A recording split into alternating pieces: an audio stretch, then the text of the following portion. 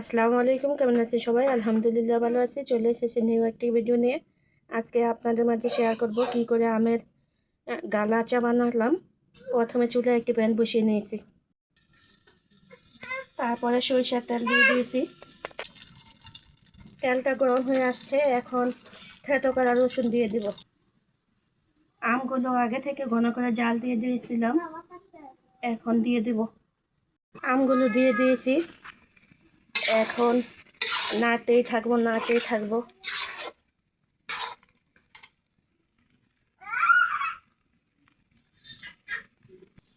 চিনি দিয়ে দিলাম।